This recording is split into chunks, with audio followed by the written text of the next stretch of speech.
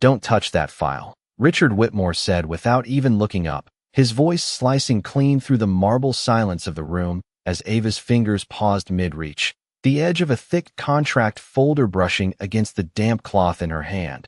A single drop of water slipping from the rag and landing softly on the polished table like it didn't belong there either, and for a second no one moved. Not the suited executives lining the glass walls, not the assistants frozen behind their tablets, not even the city outside the 42nd floor windows where traffic crawled in neat, distant lines, because the words had already done their job.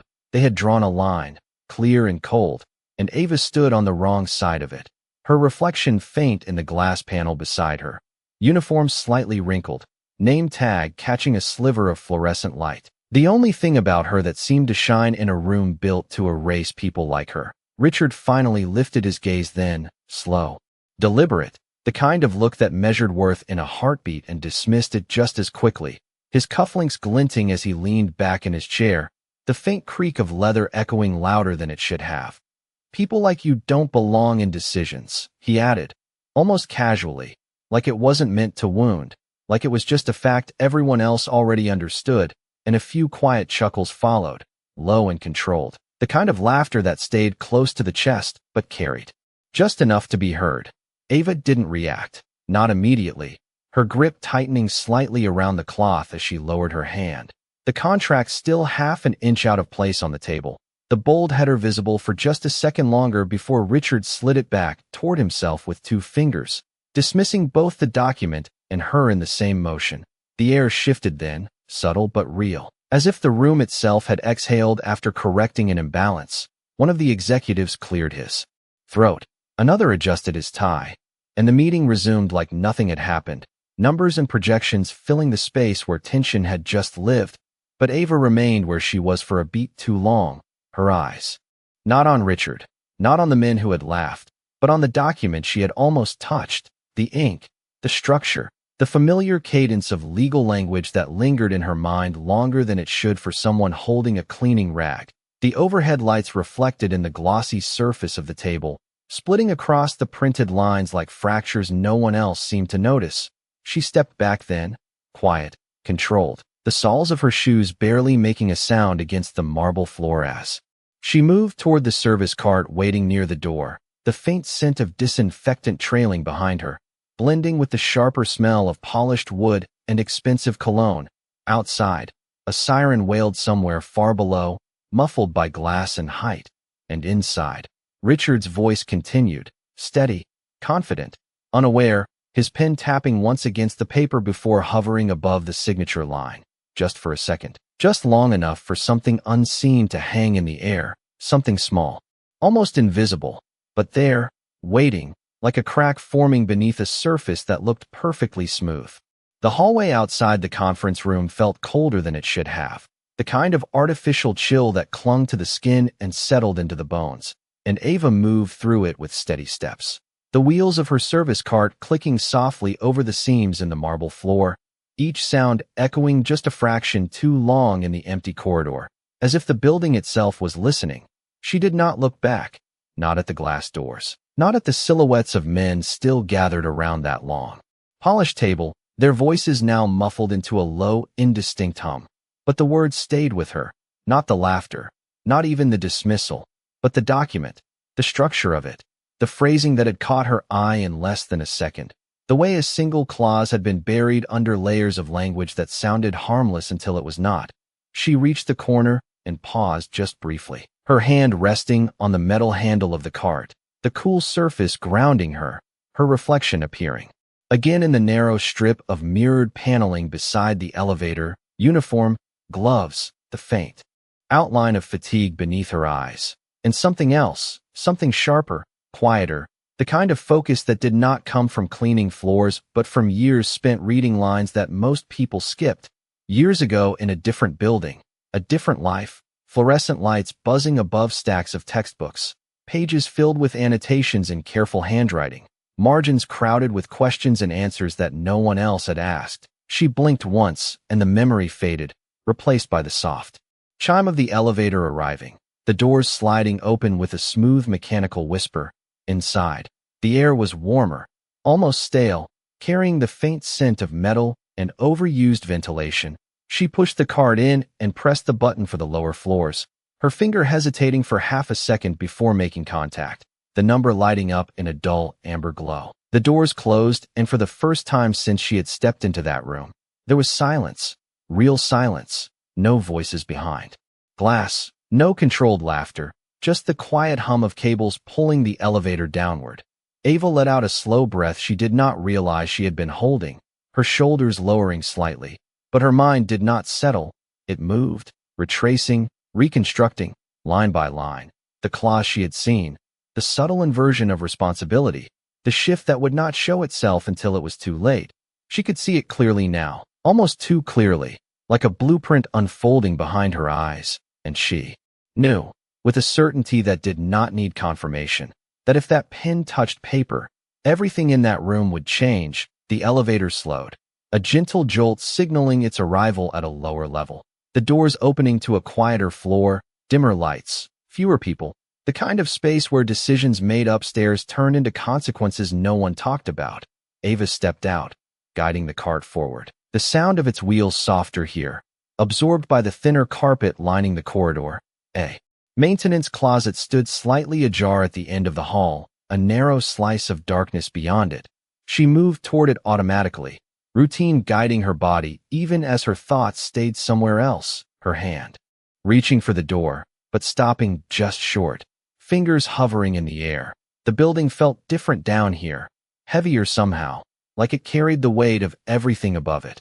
And for a moment she stood there, caught between what she was supposed to do and what she knew she should do, the silence stretching just long enough to matter, her gaze lowering, not to the floor, but to the faint reflection of light across the polished surface of her cart, where a single folded paper rested, unnoticed by anyone else, the edge of it slightly curled, the same paper she had picked up earlier without thinking, the same document she had almost placed back on that table. Her fingers moved then, slowly, deliberately, lifting it just enough to see the line again, the one no one else had questioned, the one that changed everything. And this time, she did not look away. Upstairs, the rhythm of the meeting had not changed, but something beneath it had, subtle and invisible, like a current shifting under still water. Richard Whitmore stood near the head of the table now, one hand resting lightly against the polished surface as the other held a pen that had not yet moved. The presentation screen behind him glowed with charts and projections, clean lines and confident numbers stretching across a 12-month forecast, and the executives around him nodded at the right moments, their expressions practiced, their attention fixed where it was expected to be. But Richard was not looking at the screen anymore. His gaze had drifted back down to the contract in front of him, the same document he had pulled away moments earlier, its pages perfectly aligned, its language precise, reassuring, familiar. He had seen hundreds like it, signed dozens without hesitation. And yet there was something now, something that did not settle the way it should. His thumb pressed lightly against the edge of the paper, sliding it just enough to expose the clause again. The one buried deep enough to be overlooked, but not deep enough to disappear entirely. His jaw tightened almost imperceptibly, a small shift, but real. One of the partners across the table noticed, pausing mid-sentence. "Richard?"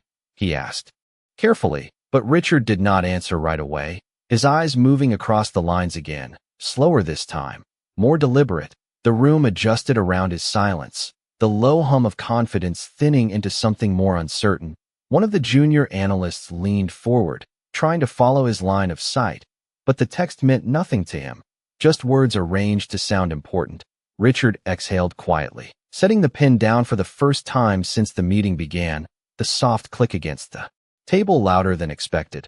"Walk me through section 14 again," he said, his voice calm, but no longer casual. The lead attorney blinked once, then twice, caught off guard. "Section 14?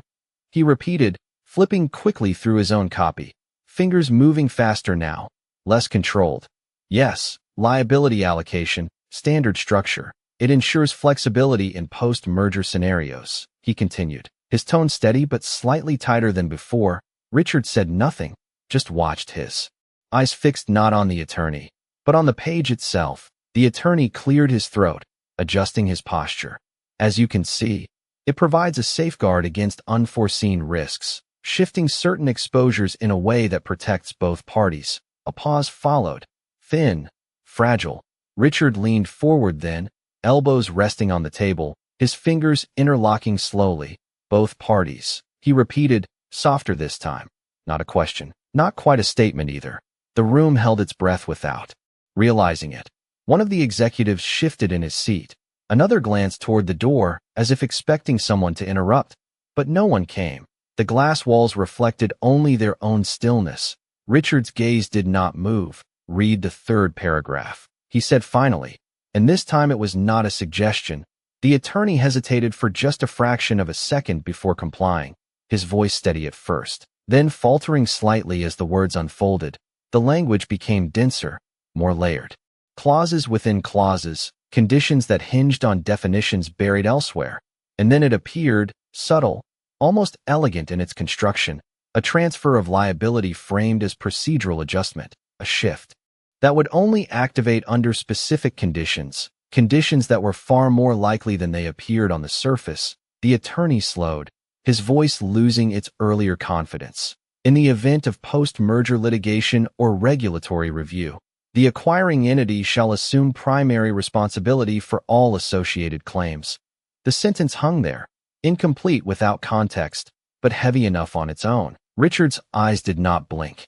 And who is the acquiring entity? He asked quietly. The attorney swallowed, glancing briefly at his notes as if the answer might change, but it did not. You are, he said. And this time the room did not try to hide its reaction. The silence that followed was no longer controlled. It was real, thick, undeniable. And for the first time since the meeting began, Richard Whitmore did not look like the man in control of it. The silence did not break all at once. It fractured slowly, like glass under pressure. Each person in the room processing the same realization at a different speed. The attorney lowered his gaze first, his fingers still resting on the page, as if holding it there could somehow contain what it meant. One of the senior partners shifted in his chair, the leather creaking beneath him, his earlier confidence replaced by something tighter, more cautious. And across the table a younger executive reached for his tablet, scrolling quickly, searching for something that might contradict what had just been read aloud. But the numbers did not change, the language did not soften. It only became clearer the longer they looked at it.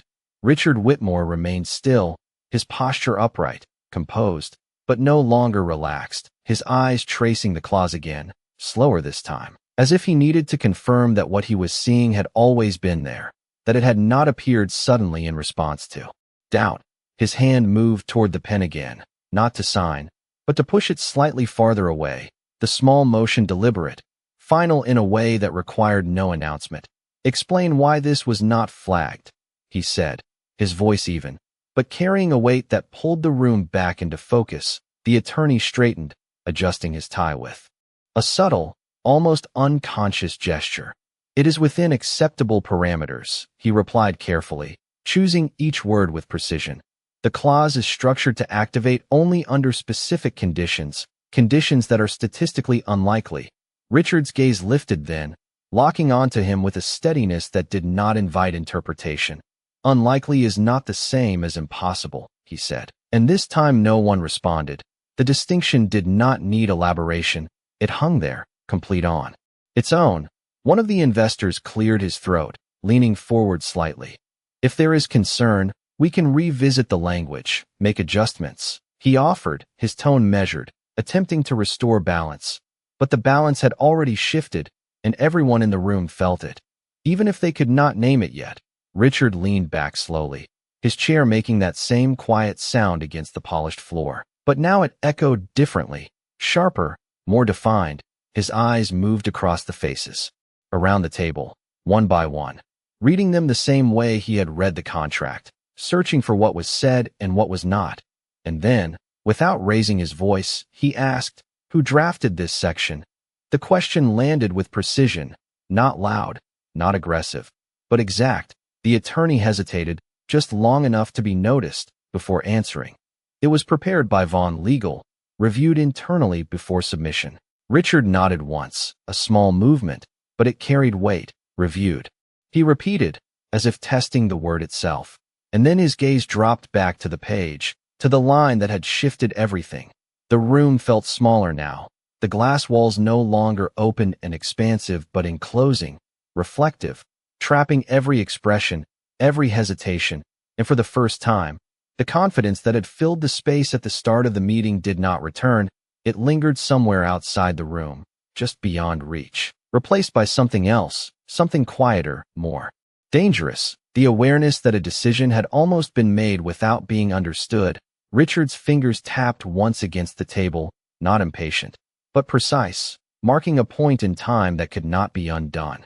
"We are not signing this today," he said finally, his tone leaving no space for debate, and the effect was immediate. Shoulders shifted, breath released, eyes dropped back to papers and screens, but no one spoke, not right away, because beneath the relief was something heavier, the realization that this had not been caught by any of them, that it had almost passed unnoticed, and somewhere in that silence, faint but present, was the echo of a voice that had been dismissed, a warning given and ignored. Richard did not look toward the door, did not say her name, but the absence of that acknowledgement pressed into the room just the same, and as he closed the folder slowly, aligning its edges with deliberate care, one thought settled in his mind with a clarity that cut through everything else. He had missed something, and someone else had not. The meeting did not end with voices. It ended with movement, chairs sliding back in controlled motions, papers gathered too carefully, screens dimmed one by one as if reducing the light might soften what had just been uncovered. No one rushed, but no one lingered either, the kind of exit that carried unspoken agreement, that something had gone wrong without anyone saying it aloud. Richard Whitmore remained seated for a moment longer after the others began to leave, the folder closed in front of him, his hand resting flat against it, feeling the weight of paper that now carried more than numbers, more than projections. It carried the echo of a mistake that had almost been made, and the quiet realization that he had not been the one to catch it. He stood slowly, the room already half empty, the glass walls reflecting a version of him that looked the same as it had an hour ago, but was not, his reflection sharper now, more defined, like the light had shifted just enough to reveal something previously overlooked. He reached for the folder again, lifting it with a firmer grip this time, and without calling for an assistant, without signaling to anyone, he walked toward the door himself, the soft sound of his shoes against the marble floor measured and steady. The hallway beyond the conference room stretched long and bright, but it felt different now, less like a passage between meetings and more like a distance he had to cross. He paused briefly just outside the glass doors, his gaze drifting toward the far end where the service elevator stood, the same direction she had gone, the image of her standing there with a cleaning cloth, quiet, uninvited, and certain, replayed in his mind with unsettling clarity, not dramatic, not loud, just precise. And that precision stayed with him more than anything else. He turned then, not toward his office, not toward the executive wing, but toward the elevators, the decision subtle but unmistakable. One of his assistants, noticing the shift, stepped forward slightly. "Sir, do you need anything?" she asked, her voice careful, professional. Richard did not slow, did not break his stride. "Find out who was in that room before we arrived," he said, his tone calm, but directed. "Everyone." The assistant nodded quickly, already reaching for her tablet, but he was no longer listening. The elevator doors opened with a quiet chime, and he stepped inside alone, the mirrored walls reflecting him from every angle, a repetition of the same image, composed, controlled, but carrying something heavier beneath the surface. The doors closed, sealing him into a space where there was no conversation to fill the silence, no movement except the slow descent, and in that enclosed stillness, the moment replayed again. Not the clause, not the attorney's explanation, but the interruption. The way her voice had cut through the room without hesitation, the way she had not raised it, had not forced it, just placed the truth where it needed to be and let it stand on its own. His jaw tightened slightly, not in anger, but in recognition, the kind that did not sit easily. The elevator slowed, then stopped, the doors opening to a quieter floor, dimmer lighting, less polished, the transition almost immediate, the air cooler, thinner, like the building changed character. The farther you moved from its center, Richard stepped out, the sound of his shoes softer now against the thinner carpet, the corridor ahead nearly empty. A maintenance cart stood near the wall, unattended, a faint scent of cleaning solution lingering in the air. He moved forward, slower this time, his gaze scanning the space not for efficiency, but for presence. And then he saw her, not at a distance, not disappearing around a corner, but standing still near the end of the hallway, a folded paper in her hand, her attention fixed on it with the same quiet focus he had seen before. She had not left, she had not rushed, she had stayed. And for the first time since the meeting began, Richard Whitmore did not know exactly what he was going to say next. He stopped a few steps away, not close enough to interrupt, not far enough to pretend he had not seen her, the hallway stretching quiet around them, the hum of distant ventilation filling the space between two people who did not belong in the same moment. Ava did not look up right away, her eyes still on the paper in her hands, the edges slightly worn now from being held too long. The overhead light casting a soft reflection across the printed lines, and for a second it felt like time had slowed, like the building itself had stepped back to watch what would happen next. Richard Whitmore stood still, his presence no longer announced by voices or movement, just by the weight of it, the kind that changed a room without effort. But here, in this narrower space, that weight felt different, less absolute, more uncertain. He cleared his throat lightly, not to demand attention, but to signal it, a small sound that carried farther than expected. Ava's fingers paused, then lowered the paper just enough for her to see him. Her expression did not shift into surprise, did not tighten into fear. It settled into something steady, aware, as if she had already considered this moment and accepted it before it arrived. Neither of them spoke immediately, the silence stretching, not awkward, but full, like something necessary was forming within it. Richard glanced briefly at the paper in her hand, recognizing the same document, the same section, and for a moment his gaze lingered there, not with authority, but with acknowledgement. "You saw it right away," he said finally, his voice quieter than it had been upstairs, less performative, more direct. Ava held his gaze, not challenging, not submissive, just present.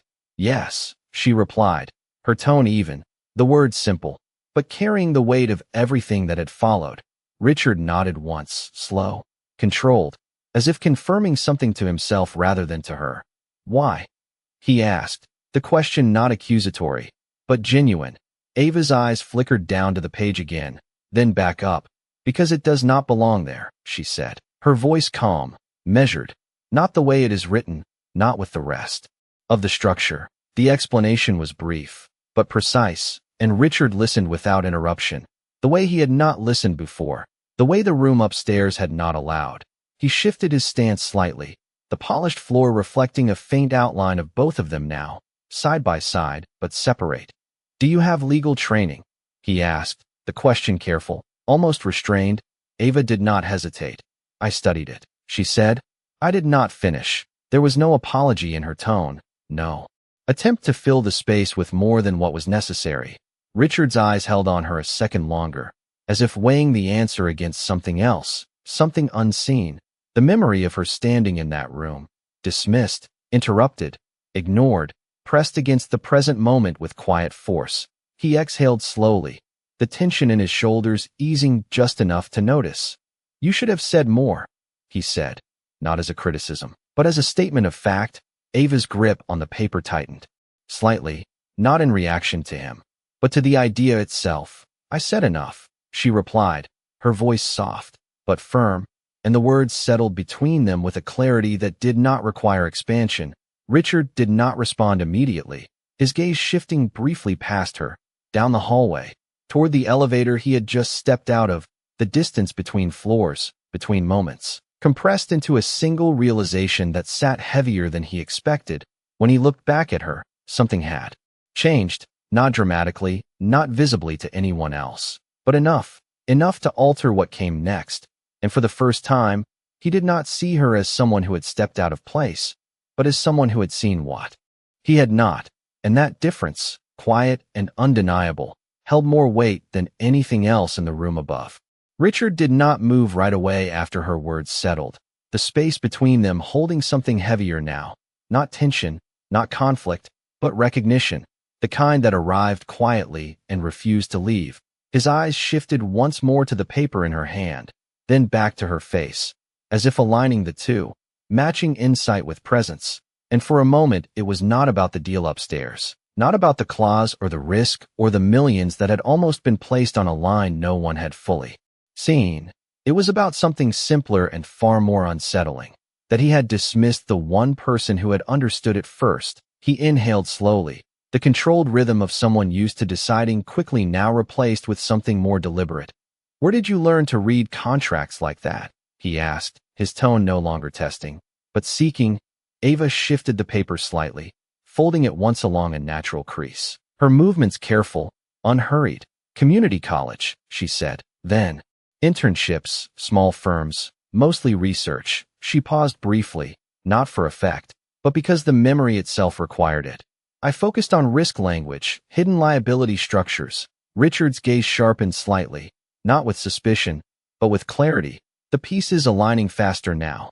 "And you left," he said, not a question. Ava nodded once. "My mother got sick," she replied, simple, direct, without embellishment. "I needed work that paid immediately." The words were steady, but the meaning behind them carried weight that did not need explanation. Richard looked down for a second, his reflection faint in the polished floor beneath them. The contrast between where she had been and where she stood now pressing into the moment with quiet force. Upstairs, people had spoken about projections, about outcomes, about calculated risks, but none of them had accounted for this, for the fact that the most critical insight had come from someone they had not even considered part of the equation. He exhaled again, slower this time, as if releasing something he had been holding without realizing it. "You were right," he said, the words simple, but precise, not softened, not expanded, just placed exactly where they needed to be. Ava did not respond immediately, her eyes holding his for a second longer before lowering slightly, not in submission, but in acknowledgement. "I know," she said quietly, and there was no arrogance in it, no challenge, just certainty, the kind that came from understanding something fully before anyone else had even noticed it existed. The hallway remained still. Around them, the distant hum of the building continuing without interruption, as if unaware that something significant had shifted within it. Richard straightened slightly, the posture of control returning, but not unchanged, not untouched by what had just passed between them. "That clause could have cost us everything," he said, more to himself than to her. Ava's fingers tightened slightly around the folded paper. "That is why I said something," she replied, and again, the simplicity of it carried more weight than any explanation could have. Richard nodded once, a small movement, but deliberate, his gaze steady now, not searching, not questioning, but recognizing. "Come upstairs," he said after a moment. The words direct, without hesitation. Ava did not move, her eyes lifting back to his, not refusing, but not immediately accepting either. The pause that followed was brief, but meaningful, the kind that marked a shift in choice rather than circumstance. "Not as a cleaner," he added, his voice quieter, but firm, clarifying what had not been said. The offer hanging there, not dressed in formality, not framed as opportunity, but as correction, as acknowledgement. Ava looked at him for a second longer, measuring not the words, but the intent behind them. And in that moment, the distance between floors, between roles, between how she had been seen and what she had proven, narrowed just enough to matter. She nodded once, slow, controlled, and the decision, like everything else she had done, carried no excess, no need for emphasis, just quiet certainty, the kind that had already changed everything once before. The elevator ride back up felt different this time, not longer, not slower, but heavier with meaning.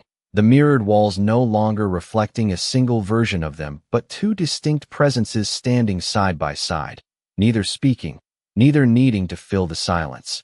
Ava held the folded paper at her side, her fingers relaxed now, no longer gripping it like something she had to protect, while Richard stood with his hands loosely at his sides, his posture composed but no longer distant, the quiet hum of the cables pulling them upward marking each passing floor like a measured transition between two worlds that had just intersected. When the doors opened again to the executive level, the shift was immediate: brighter lights, polished surfaces, controlled movement, conversations resuming in low voices that carried the rhythm of business as usual. But as they stepped out together, that rhythm faltered, not dramatically, not enough to draw attention from across the floor, but enough for those closest to notice. A few heads turned, eyes lingering a fraction longer than they should, not because of Richard, but because of who stood beside him. The uniform, the quiet presence that did not match the direction they were walking. Richard did not slow, did not acknowledge the looks, his path direct, intentional, back toward the conference room that had not fully emptied. A few executives still inside, reviewing documents, speaking in hushed tones that stopped the moment the door opened again. The air shifted instantly, attention snapping back into place as Richard stepped in, Ava just half a step behind. The contrast unmistakable now, no longer hidden in the periphery, no longer dismissed as background.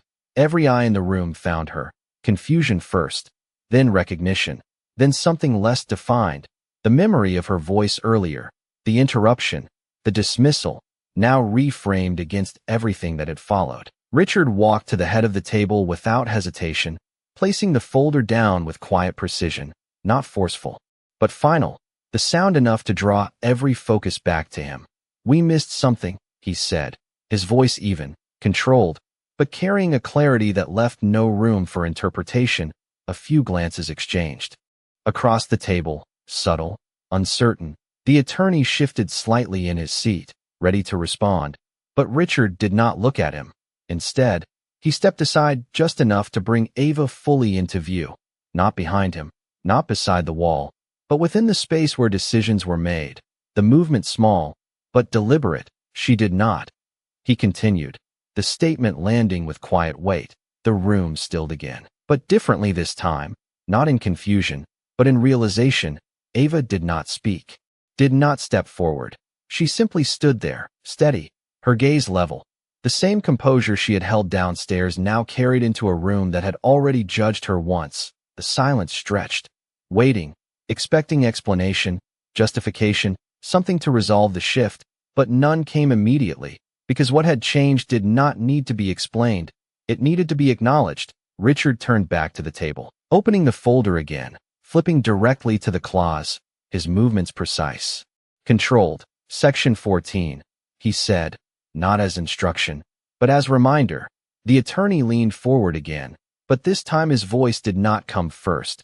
Instead, his eyes flicked briefly toward Ava, just a glance, but enough. The recognition passing silently between them, the room no longer as certain as it had been before. Richard rested his hand on the page, not covering the text, but anchoring it. "We will revise this," he said, and then, after a brief pause that carried more meaning than the words themselves, he added, with her input, the effect was immediate, subtle but undeniable. Posture shifted, attention recalibrated, the unspoken hierarchy of the room adjusting in real time, not dramatically, not loudly, but permanently. Ava's grip on the folded paper loosened slightly, not because she was uncertain, but because she no longer needed to hold on as tightly. The space around her had changed, and for the first time since she had stepped into that building, she was not standing at the edge of it. She was part of it, and no one in the room laughed. The room did not return to what it had been, even after the voices resumed and the papers moved again, because something fundamental had shifted beneath every word that followed. The tone was quieter now, more deliberate, each sentence measured against the awareness that had settled into the space. Ava stood at the table, no longer at its edge, her presence no longer questioned but not yet fully understood either, and that in-between state carried its own kind of gravity.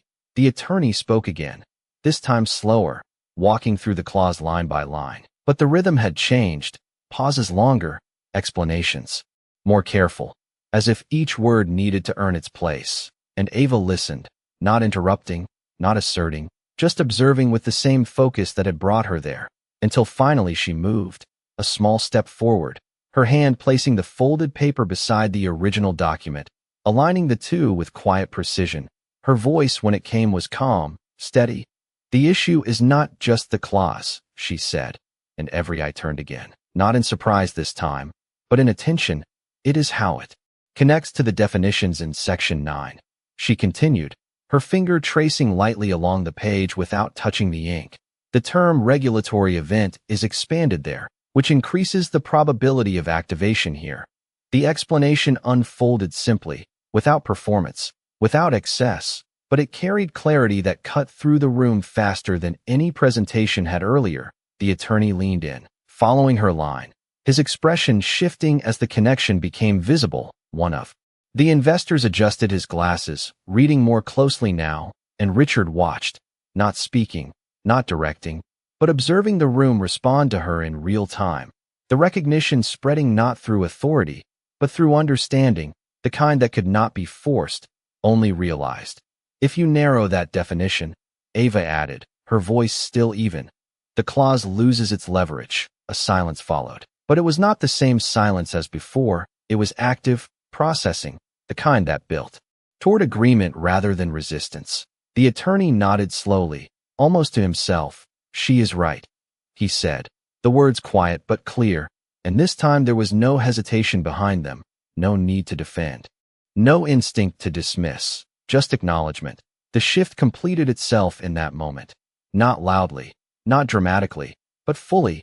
Richard stepped forward then, resting his hand lightly on the back of the chair beside her, not to guide, not to claim space, but to stand within it. Make the revisions, he said, his tone steady, but now aligned with what had already been established. We review again tomorrow. The meeting began to move again, but it moved differently, with her included in the flow, rather than outside it. Questions directed toward her, not around her, and she answered only when needed. Each response measured, precise, never more than necessary. The kind of presence that did not demand attention but held it naturally. And when the meeting finally ended for real this time, there was no abruptness, no tension left unresolved, just a quiet understanding that something had been corrected before it was too late. People gathered their things more slowly now, a few glances, lingering toward her, not with curiosity anymore, but with a different kind of awareness. The kind that repositions memory, that rewrites the moment they had laughed without needing to mention it. Richard remained near the table as